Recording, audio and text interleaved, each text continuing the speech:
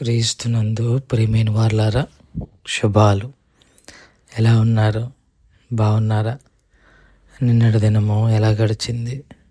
ప్రభువుకు మహిమకరంగా జీవించారా?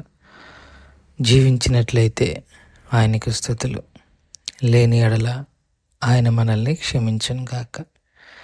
నేటి దిన ధ్యానాంశము మార్కు సువార్త 11వ అధ్యాయము 29 నుంచి 33 వచనాలు. మార్కు సువార్త 11వ అధ్యాయము 29 నుంచి 33 వచనాలు.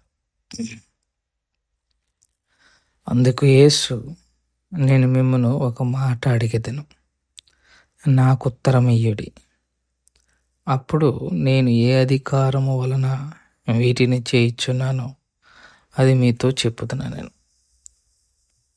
యోహాను ఇచ్చిన బాప్తీసము పరలోకము నుండి కలిగినదని చెప్పింది. పరలోకము నుండి కలిగినదా, మనుష్యుల నుండి కలిగినదా అని ఉత్తరమీడని చెప్పాను.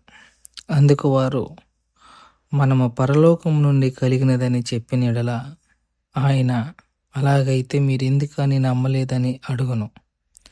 మనుషుల వలన కలిగినదని చెప్పుదమా అని తమలో తాము ఆలోచించుకొనిరి.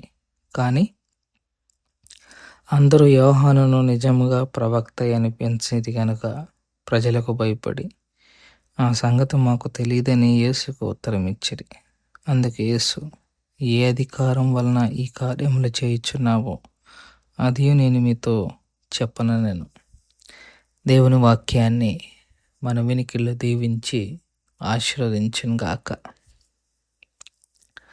చదవబడిన లేఖన భాగంలో చూసినట్లయితే శాస్త్రులు, పరిసయ్యులు యేసు ప్రభు వారిని ప్రశ్న వేశారు, నువ్వు ఏ అధికారంతో ఇలా చేస్తున్నావు అని.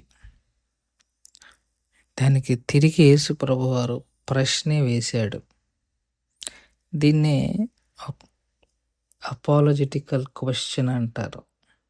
అంటే తాము నమ్మిన విశ్వాసాన్ని బలపరుచుకోవటానికి వేసే ప్రశ్న. యేసయ్య తను ఏ అధికారముతో ఈ పని చేస్తున్నాడో చెప్పాలి అని అంటే వారికి అవగాహనతో కూడిన మరొక ప్రశ్న వేసి, ఆ అవగాహనలో నుంచి వాళ్ళకే సమాధానం వచ్చేలాగా ఒక ప్రశ్నలు ఉంటాయి. కొన్నిసార్లు ఎవరైనా మనల్ని ఏదన్నా అడిగితే మనం తిరిగి ఇంకొక ప్రశ్న వేస్తే ఆ సమాధానం ఇచ్చే ఆ ప్రశ్నకు వచ్చే సమాధానమే మన సమాధానం అయి ఉంటుంది. అలాగుంటుంది అన్నమాట కొన్నిసార్లు. సో యేసు ప్రభు వారు కూడా అట్లాగే తిరిగి ప్రశ్న వేశారు. ఇది అవమానం కాదు, వారికి తెలిసిన విషయాలను వారికి మళ్ళీ తెలియపరచటమే. ఇక్కడ శాస్త్రులు, పరిసయ్యులు తెలియకేం కాదు, ఆయనకున్న అధికారం ఏంటో తెలుసు. ఖచ్చితంగా యేసు ప్రభు చేస్తున్నవన్నీ వాళ్ళు దగ్గరుండి మానిటర్ చేస్తున్నారు, చూస్తున్నారు, గమనిస్తున్నారు, బేరీజు వేస్తున్నారు. They know who is Christ. క్రీస్తు ఎవరో వారికి తెలుసు, క్రీస్తుకున్న అధికారం ఏంటో కూడా వారికి తెలుసు. కాకపోతే ఏదో ఒక నెపము చెప్పి ఆయన్ని తొలగించుకోవాలన్నదే. చూడండి, లోకపు ఆశ ఎంత గుడ్డితనాన్ని కలుగజేస్తుందో, అధికారపు మదం ఎంత గుడ్డితనాన్ని కలుగజేస్తుందో, డబ్బు అనే దాహము ఎంతటి భయంకరమైన పనిని చేయిస్తుందో, ఆఖరికి తమ దేవుడంటే తమ దేవుడిని గుర్తించలేనటువంటి అంధకారము, అధికారము, ధనము అన్న ఈ దాహము. అందుకే చాలాసార్లు చెప్తుంటాను, అధికారానికి, ధనానికి దూరంగా ఉండాలి. దేవుడిచ్చిన ధనం అయితే సంతోషం, దాని కొరకు వెంపర్లాడటం ఉంటుంది చూసారా, దాని కొరకు ప్రయాసపడటం ఉంటుంది చూసారా, అది ప్రమాదం. అధికారం అన్న మదం, అధికార మదం ప్రమాదం.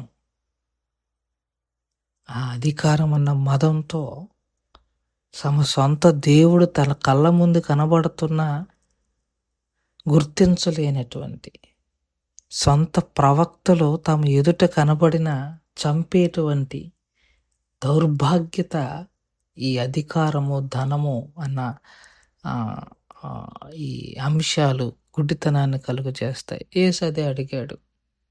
గుడ్డితనంలో ఉన్న వారిని బాప్తీసం ఇచ్చి యోహాను బాప్తీసము ఎక్కడి నుంచి వచ్చింది, పర సంబంధమైందా, భూ సంబంధమైందా అని వ్యాలిడ్ క్వశ్చన్. వాళ్ళకి తెలుసు బాప్తీసం ఇచ్చి యోహాన్ ఎవరో.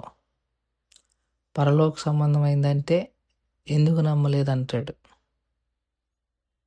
మనుషుల ద్వారా అందంటే జనాలు ఊరుకోడు. ఎందుకంటే జనాలు బాప్తీసం ఇచ్చే యోహానే పెద్ద గొప్ప ప్రవక్తగా నమ్ముతున్నారు. సో సమాధానం వాళ్ళకి అర్థమైపోయింది. సో దానికి వాళ్ళు ఒకటే ఆప్షన్, మాకు తెలియదు అన్నారు. దానికి యేసయ్య కూడా నేను చెప్పను.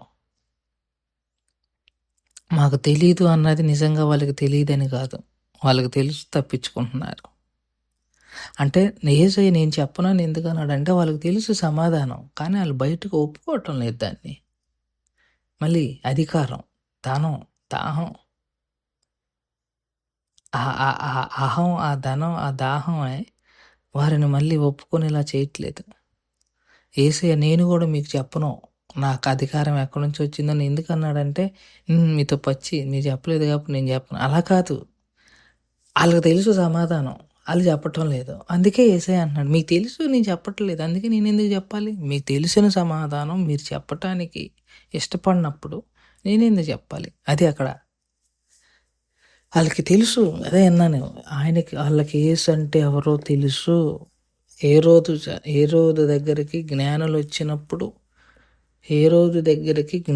వచ్చినప్పుడు జ్ఞానులు అడిగినప్పుడు వారు లేఖనాలు వెతికి చూసినది పుట్టినది యేసయ్యే అన్నది అక్కడ శాస్త్రులు పరిచయులకు బాగా తెలుసు.